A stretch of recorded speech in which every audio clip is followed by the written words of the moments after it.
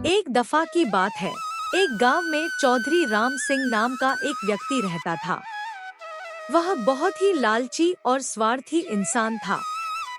वह गांव के किसानों से दिन रात कड़ी मेहनत करवाता, लेकिन उन बेचारों को उनके मेहनत का सही हक कभी नहीं देता था। आज मैं गांव के चौधरी राम सिंह के पास जाने का फैसला करता हूं। मैं उससे काम मांगने जा रहा हूं ताकि मैं अपनी जिंदगी को एक नई दिशा दे सकूं। मैं सोचता हूं कि अगर वह मुझे मौका दे तो मैं उसकी ज़मीन पर खेती बाड़ी करूंगा और अपनी मेहनत से अपनी हालत सुधारने की कोशिश करूं। हालांकि मुझे पता है कि चौधरी राम सिंह लालची है और वह किसानों के साथ अच्छा व्यवहार नहीं करता, फिर भी मेरे पास और कोई रास्ता नहीं है। उम्मीद करता हूं कि इस बार वह मेरी बात सुनेगा और मुझे काम देगा। हाँ, और सुनो, शाम को जब वापस आओ तो आटा लेते हुए जरूर आना।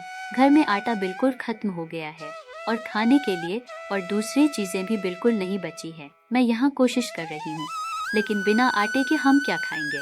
साथ में कुछ सब्जी या दाल भी ले आना ताकि आज रात का खाना सही से बन सके। तुम्हारे बिना सब कुछ मुश्किल हो रहा है। रोशनी, मेरे पास एक भी पैसा नहीं बचा है। श्यामू ने भारी मन से कहा। जितने भी पैसे थे वो तो हमारा बेटा शिवा कॉलेज की पढ़ाई के लिए ले गए। मैं जानता हूँ कि उसकी पढ़ाई ज़रूरी है, लेकिन समझ नहीं आता कि हमारे अच्छे दिन कब आएंगे। हम कब उस दिन का इंतज़ार खत्म करेंगे जब हम चैन से बैठकर पेट भर खाना खा सकें बिना किसी चिंता के।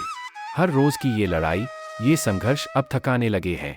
पता नहीं हमारी किस्मत कब बदलेगी और हम भी दूसरों की तरह सुकून से जिंदगी जी सकेंगे। बस दुआ करो कि शिवा की पढ़ाई पूरी हो और वो कहते हैं कि चौधरी राम सिंह के पास बहुत सारे खेत हैं और हर एक खेत इतना बड़ा है कि उसकी सीमा दूर से नजर ही नहीं आती। पूरे गांव में उसकी संपत्ति की चर्चा है। लोग कहते हैं कि उसके खेतों में सोने जैसी फसलें लहलहाती हैं और वह एक बार में इतनी उपज निकालता है कि कई परिवारों का गुजारा हो सकता है। मगर फिर भी उसकी लालच की कोई सीमा नहीं है। वह अपनी संपत्ति और शक्ति के बल पर गांव के गरीब किसानों को दबाकर, लेकिन उन्हें उनका हक कभी नहीं देता। रोशनी, मैंने भी बिल्कुल ऐसा ही सुना। कहते हैं कि चौधरी राम सिंह के पास अनगिनत खेत है। इतने बड़े खेत कि एक नज़र में उनकी सीमाएं भी नज़र नहीं आती। उसके खेतों में हर साल शानदार फसलें होती हैं और वह हर बार भारी मात्रा में उपज बेचता है। फिर भी उसकी लालच कभी खत्म नहीं होती। लोग कहते हैं कि उसके पास दौलत की कोई कमी नहीं है, लेकिन गांव के गरीब किसानों को वह कभी उनके काम का सही मेहनताना नहीं देता। बस अपने फायदे के लिए उनकी मेहनत का शोषण करता रहता है। तुम उससे खेत ले लेना और वहाँ पर खेती बाड़ी करना। अगर तुम चौधरी राम सिंह से खेत किराए पर ले लोगी तो तुम्हारे पास अपनी फसल उगाने का एक सुनहरा मौका होगा। यह न केवल हमें आर्थिक रूप से मदद करेगा, बल्कि इससे हमें आत्मनिर्भर भी बना देगा।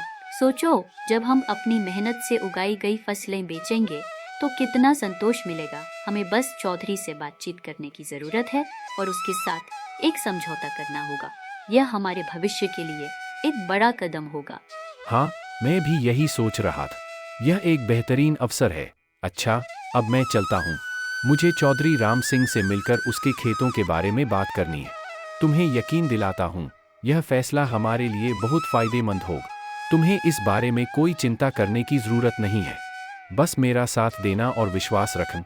मैं कोशिश करूँगा कि वो हमें अच्छे शर्तों पर खेत दे। चलो, अब मैं निकलता हूँ। श्याम वहाँ से चल पड़ता है। उसके मन में चौधरी राम सिंह से मिलने की उत्सुकता थी। उसने सोचा, चौधरी के पास जाने का सही समय आ गया है। जब वह चौधरी के घर के पास पहुंचता है,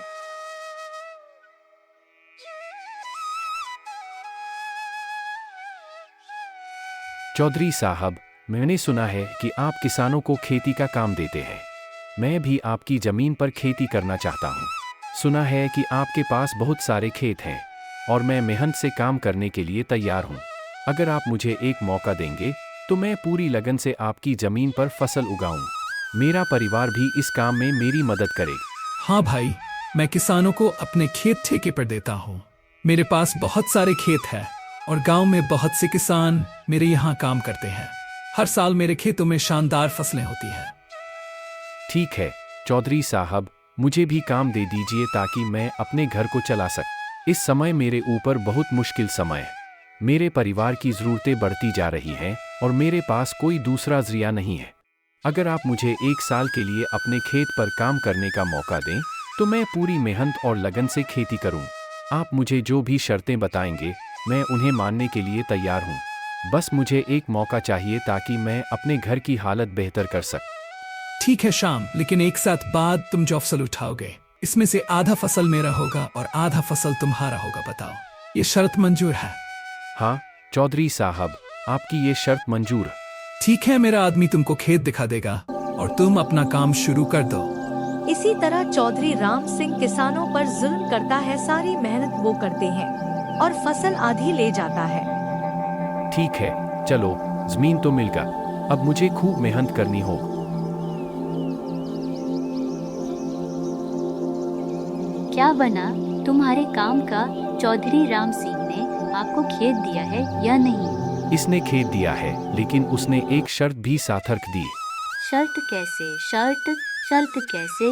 पांडव बिजली आओ शरत कैसे? इसने कहा कि सारी मेहनत तुम करो और मैं सिर्फ फसल का आधा हिस्सा लूं। चलो ठीक है, कुछ न कुछ हमारे हिस्से में भी आ जाएगा। शाम हो जाती है और वो सो जाते हैं। अगली सुबह शाम अपने खेत पर जाता है और काम शुरू करता है। चल चल, जल्दी कर जल्दी कर। शाम अपने खेत पर हल चला रहा होता है। इस तरह देखते ही देखते शाम की खेत तैयार हो जाती है।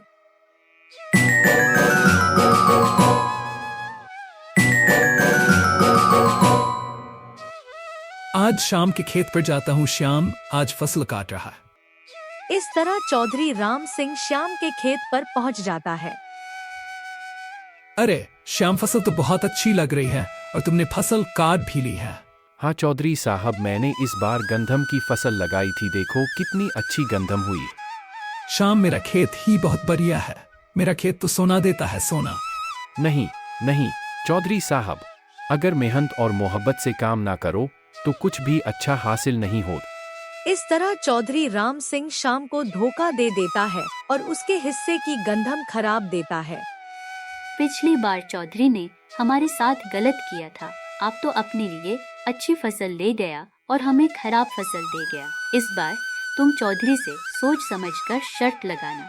हाँ, इस बार मैं अच्छी शर्त रखूंगा चौधरी साहब।